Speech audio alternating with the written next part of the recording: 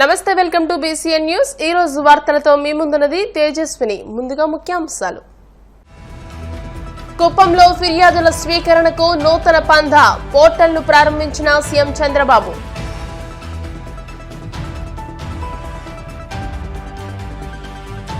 Make in ఇండియాకు అనుగుణంగా polytechnic శిక్షణలో మార్పులు, విజయవాడ పాలిటెక్ ఫెస్ట్ లో స్పష్టం చేసిన మంత్రి నారా లోకేష్.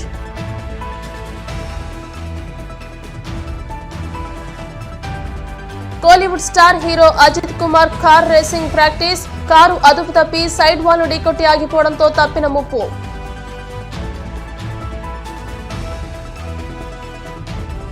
ద్వారకా తిరుమల చిన్న వెంకన్న హుండీల లెక్కింపు, 3,80,00,000కు పైగా ఆదాయం వచ్చినట్టు అంచనా.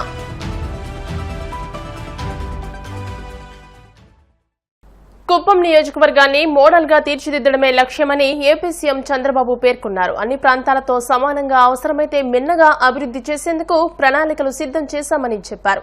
కుప్పంలోని టీడీపీ కార్యాలయంలో జననాయకుడు పేరిట ఫిర్యాదుల స్వీకరణకు పోర్టల్ను ఆయన ప్రారంభించారు. అనంతరం నిర్వహించిన మీడియా సమావేశంలో చంద్రబాబు మాట్లాడుతూ ఫిర్యాదుల స్వీకరణకు జననాయకుడు పేరుతో ప్రత్యేక కార్యక్రమానికి శ్రీకారం చుట్టామని, ప్రజలతో పాటు టీడీపీ నేతలు, కార్యకర్తలు తమ ఫిర్యాదులు, సమస్యలను నమోదు చేయవచ్చని అన్నారు. వాట్సాప్ ద్వారా కూడా సమాచారం ఇవ్వచ్చని, వాటిని పోర్టల్లో నమోదు చేసి విశ్లేషించి పరిష్కారం చూపుతామని అన్నారు. ఏ అర్జీ వచ్చినా నిర్దిష్ట సమయంలో పరిష్కార మార్గం చూపిస్తామని, ఇది వినూత్న ప్రయోగమని చంద్రబాబు పేర్కొన్నారు.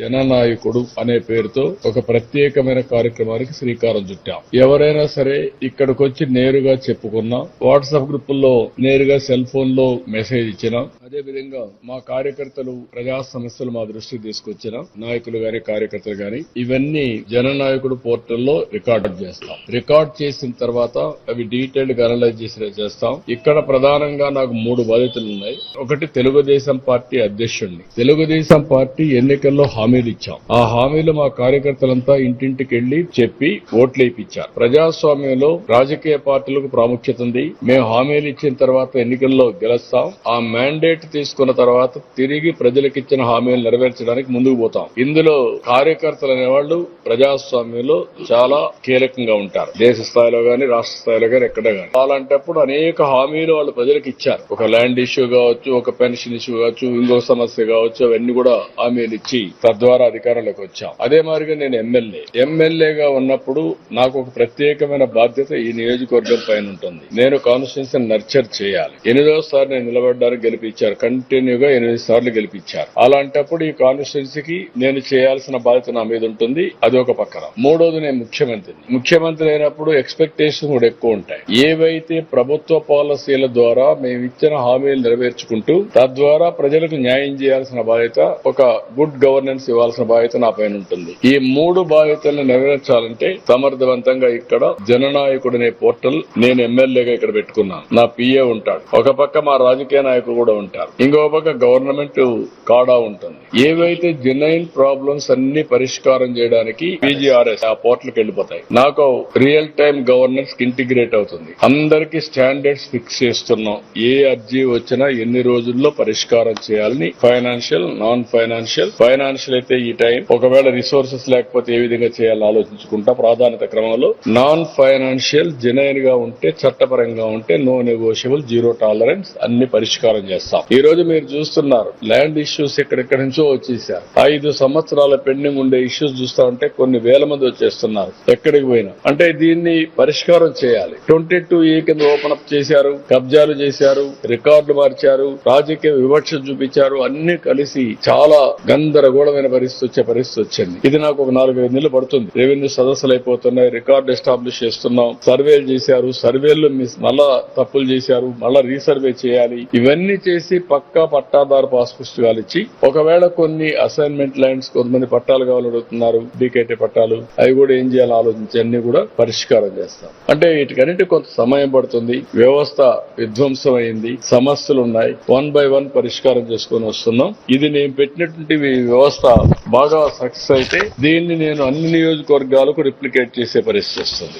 రేపు అన్ని నియోజకవర్గాలు కూడా రిప్లికేట్ చేస్తే ఇది ఒక మోడల్ కింద వస్తుంది. ఒక ఎమ్మెల్యే, ఒక ఎంపీ ఒక బాధ్యత తీసుకొని ప్రజా సమస్యల్ని ఏ విధంగా పరిష్కారం చేయగలుగుతారు, సుపరిపాలనకు ఏ విధంగా నాంది పలుకుతారు, ప్రజలకు ఎట్లా అందుబాటులో ఉంటారు, ఆయన లేకపోయినా వాళ్ళ ఆఫీస్ ఏ విధంగా సమర్థవంతంగా వాళ్ళ సమస్యల్ని ఎప్పటికప్పుడు పరిష్కారం చేస్తారనే దానికి ఇవన్నీ పెడుతున్నాం. ఇది టెక్నాలజీని కూడా నేను ఆర్టిఫిషియల్ ఇంటెలిజెన్స్ కూడా ఉపయోగించుకొని ఏ సమస్య పరిష్కారం చేయలేకపోతున్నా, ఎందుకు పరిష్కారం కావడం లేదు, ఇలాంటి అన్ని కూడా అనలైజ్ చేసి దీంట్లో కీలకమైన పాత్ర టెక్నాలజీ పోషిస్తుంది. మీరు గుర్తుపెట్టుకోవాలి. మేక్ ఇన్ ఇండియాకు అనుగుణంగా పాలిటెక్నిక్ శిక్షణలో మార్పులు తీసుకొస్తామని మంత్రి నారా లోకేష్ తెలిపారు. విజయవాడలోని ఎస్ఎస్ కన్వెన్షన్ హాల్లో 2 రోజుల పాటు నిర్వహించిన పాలిటెక్ ఫెస్ట్ 2025 ముగింపు వేడుకల్లో మంత్రి పాల్గొని మాట్లాడుతూ తొలుత పాలిటెక్నిక్ విద్యార్థులు రూపొందించిన 243 వైజ్ఞానిక ఆకృతులను తిలకించి వాటి గురించి విద్యార్థులను అడిగి తెలుసుకున్నారు. అనంతరం లోకేష్ మాట్లాడుతూ రాష్ట్రంలో వచ్చే 5 ఏళ్లలో 8,000 కోట్ల విలువైన పరిశ్రమల స్థాపన దిశగా అడుగులేస్తున్నట్టు చెప్పారు. రతన్ టాటా ఇన్నోవేషన్ హబ్ ద్వారా ప్రతి నగరంలోనూ విద్యార్థుల నుంచి వినూత్న ఆలోచనలు తీసుకుంటామని చెప్పారు. ప్రతి జిల్లాకు ఒక్కో ప్రాజెక్టు తీసుకొచ్చేలా పలు సంస్థలతో ఒప్పందాలు కుదుర్చుతున్నట్టు చెప్పారు. మన ప్రభుత్వం పదే పదే ఒక మాట చెప్తుంది, రాజధాని ఒకే దగ్గర ఉండాలి కానీ అభివృద్ధి వికేంద్రీకరణ జరగాలి, ఒక ఎకో సిస్టమ్ ఏర్పాటు చేయాలి. మీరు అందుకే చూస్తే వెనుకబడిన జిల్లా అనంతపురం జిల్లాకి కియా మోటార్స్ తీసుకొచ్చాం. ఈ రోజున ఆలోచన కేవలం కియా మోటార్స్ తీసుకొచ్చి అక్కడితో కాదు, మొత్తం మొబిలిటీ ఎట్లా అనంతపురం తీసుకురావాలి, అక్కడున్న పాలిటెక్నిక్స్ ఐటీఐలో కూడా ఆటోమోటివ్ మొబిలిటీ రంగంలో ఎట్లా ముందలు తీసుకునే ఆలోచనలో మేము ఉన్నాం. ఇంకో పక్కన కర్నూలుకి వచ్చేగల ఏకంగా డ్రోన్స్ హబ్ గా మొన్న గౌరవ కేంద్ర మంత్రి సివిలేషన్ మంత్రి రాము కూడా ప్రకటించారు. ఆ డ్రోన్ హబ్ లో కూడా కావాల్సిన ఎకో సిస్టమ్, ఇన్నోవేషన్ కి కావాల్సిన బేసిక్ ఎక్విప్మెంట్, మెంటరింగ్, నర్చరింగ్ కూడా ఏర్పాటు చేయాలి. ఇట్లా ఒక్కొక్క జిల్లాకు ఒక్కొక్క ప్రాధాన్యత ఇచ్చాం. కడప, చిత్తూరుకు వచ్చగల ఎలక్ట్రానిక్స్ మ్యానుఫ్యాక్చరింగ్ హబ్. ఆ 2 జిల్లాల నుంచి ఎవరు ఉంటే ఇక్కడ మీకు తెలుసు టీవీలు తయారు చేసే సంస్థలు వచ్చినాయి, సెల్ ఫోన్ తయారు చేసే సంస్థలు వచ్చినాయి, దాంట్లో కెమెరా మాడ్యూల్, బ్యాటరీలు తయారు చేసే సంస్థలు కూడా వచ్చినాయి. నిన్నగాక మొన్న ప్రకాశం జిల్లాలో ఏకంగా బయోఫ్యూల్స్ అంటే గడ్డి నుంచి గ్యాస్ తయారు చేసేదానికి రిలయన్స్ అనే సంస్థతో కూడా ఒప్పందం కుదుర్చుకున్నాం. అక్కడ కూడా అనేక అవకాశాలు ఏర్పడుతున్నాయి. ఇట్లా ఒక్కొక్క జిల్లాకు ఒక్కొక్క ప్రాధాన్యత ఇచ్చాం. దానికి మొత్తం ఎకో సిస్టమ్ ఏర్పాటు చేస్తున్నాం. దానికి కావాల్సిన ఇంక్యుబేషన్ ఇన్ఫ్రాస్ట్రక్చర్ కూడా క్రియేట్ చేస్తున్నాం. నేను విద్యాశాఖ మంత్రి అయినప్పుడు గౌరవ సెక్రటరీ హెచ్ఆర్డి గారితో కూర్చుని మాట్లాడాం. మన ఐటీఐ పాలిటెక్నిక్స్ ఒక స్థాయి వరకు వచ్చినా ఇక్కడతో ఆగకూడదు. మన ఐటీఐ పాలిటెక్నిక్స్ ఒక సెంటర్ ఆఫ్ ఎక్సలెన్స్ గా తయారవ్వాలి. దానికి తప్పనిసరిగా మార్కెట్ లింకేజ్ అనేది చాలా చాలా అవసరం అని చెప్పాం. దాంట్లో భాగంగా ఈ రోజు మేము సుజ్లాన్ అన్న సంస్థతో, భారతదేశంలోనే అతి పెద్ద విండ్ మిల్ మ్యానుఫ్యాక్చర్ చేస్తున్న సంస్థతో ఏకంగా సెంటర్ ఆఫ్ ఎక్సలెన్స్ కాదు, కరిక్యులం తో పాటు రాబోయే రోజు ఇన్నోవేషన్ ప్రాజెక్ట్స్ ఉంటే వాళ్ళని కూడా ఇన్క్యుబేట్ చేసే ఆలోచనతో ఈ రోజు మేము ఒప్పందం కుదుర్చుకుంటాం జరిగింది. ఇట్లా భారతదేశంలో ఉన్న మేక్ ఇన్ ఇండియా పాటిస్తున్న సంస్థలతో ఒప్పందం కుదుర్చుకుని మన కరిక్యులంతో పాటు ఇన్నోవేటివ్ ఐడియాస్ ని ఇన్క్యుబేట్ చేసేదానికి మన ప్రభుత్వం ఒక నిర్ణయం తీసుకుంది. ఈ ఫెస్ట్ అనేది ఏదో ఒక ఈవెంట్ కాదు, ఇదొక మూవ్మెంట్. గౌరవ ప్రధానమంత్రి గారు పదే పదే చెప్తారు మేడ్ ఇన్ ఇండియా అని. ఇది చాలా చాలా అవసరం. ఈరోజు మనం వాడుతున్న సెల్ ఫోన్లు, టీవీలు ఇవన్నీ కూడా మీరు చూస్తే కాంపోనెంట్స్ అన్ని చూస్తే చైనాలోనో తైవాన్ లో తయారు చేస్తారు. దానికి మనందరం ఫుల్ స్టాప్ పెట్టాల్సిన అవసరం ఉంది. ఈ ఫెస్ట్ అనేది 2018లో ఆనాటి ముఖ్యమంత్రి చంద్రబాబు నాయుడు గారి ఆలోచన. పిల్లలకి అద్భుతమైన అవకాశాలు కల్పించాలి, వాళ్ళు చేస్తున్న అనేక ప్రాజెక్ట్స్ ఇతర కాలేజీలు కానివ్వండి లేదంటే పిల్లలకు కానివ్వండి చూపించాలి అన్న ఆలోచనతో ఇది ఏర్పాటు చేశారు. ఇది ఇక్కడతో ఆగకూడదు. నేను చూశాను ఈరోజు ఐడియాస్ చాలా అద్భుతంగా ఉన్నాయి. ఈ రోజు ఇక్కడ ఒక autonomous fire detection and extinguishing system చూసా.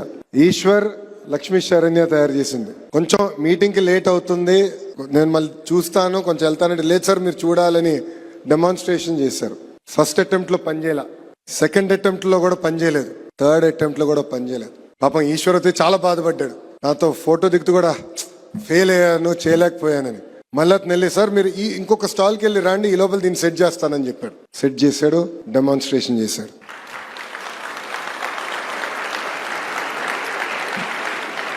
దాని అన్న ఒకసారి రా, పైకి రా. ఇది మీ అందరికి ఎందుకు చెప్తున్నానంటే జీవితంలో మనం ప్రయాణం చేసినప్పుడు మనం అనేక ఇబ్బందులు ఎదుర్కొంటాం. మనం అనుకుంది సాధ్యం కాదు, ఎదురు దెబ్బలు రావచ్చు, ఎదురు గాలి ఉండొచ్చు. పరిగెత్తేటప్పుడు తప్పనిసరిగా మనం అందరం పడతాం.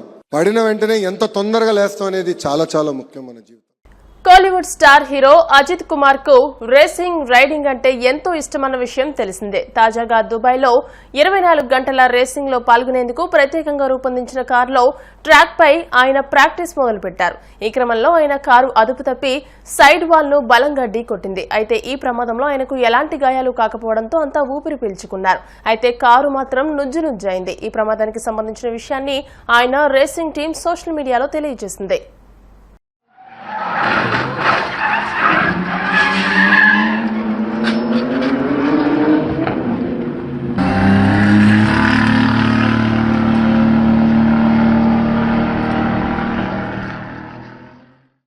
నూజివీడు నియోజకవర్గంలో అక్రమంగా మైనింగ్ జరుగుతుందని గన్నవరం ఎమ్మెల్యే ప్రభుత్వ విప్ యార్లగడ్డ వెంకట్రావు అనుచరులు చేసిన ఆరోపణలను టీడీపీ నాయకులు ఖండించారు.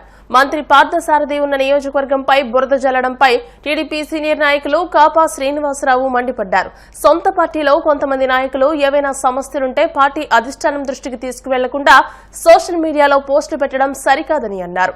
రావిచర్లలో నల్లగట్టుపై అసలు గ్రావెల్ రవాణా జరగలేదని, ఒక్క ట్రక్కు కూడా బయటికి తరలి వెళ్లలేదని అన్నారు. నిజాలు తెలుసుకోకుండా గన్నవరం టీడీపీ నాయకులు ఆరోపణలు చేయడం సరికాదని టీడీపీ నాయకులు లింగమనేని కిషోర్ ఖండించారు.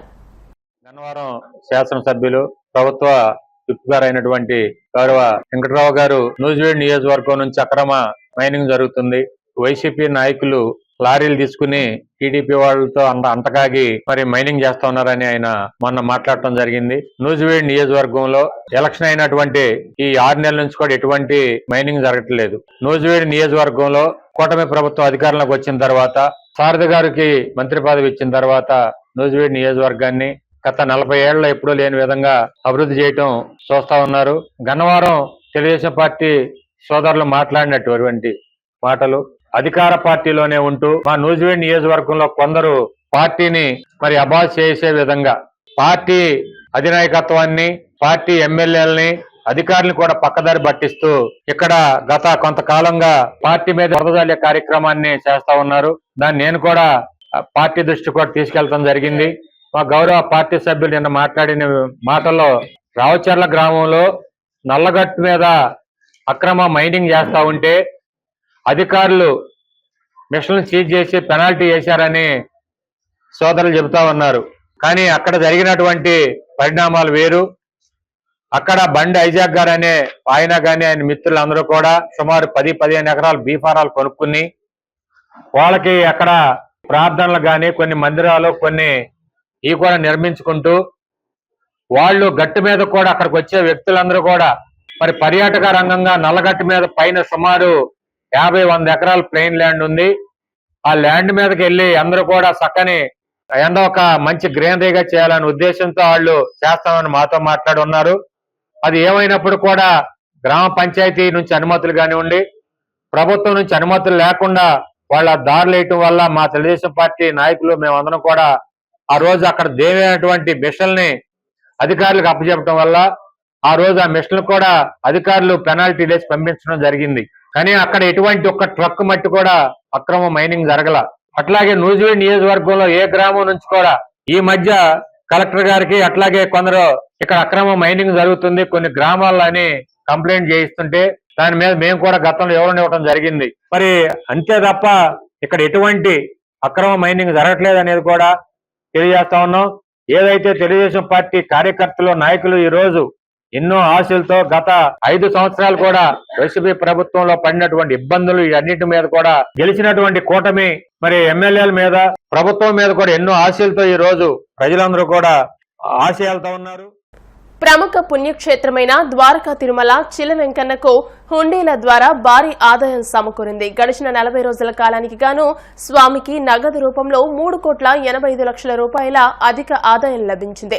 స్థానిక ప్రమోద కళ్యాణ మండప ఆవరణలో మంగళవారం హుండీల లెక్కింపు కార్యక్రమాన్ని నిర్వహించారు. అత్యంత భద్రతా ఏర్పాట్ల నడుమ జరిగిన ఈ లెక్కింపులో ఆలయ అధికారులు, సిబ్బంది పాల్గొన్నారు.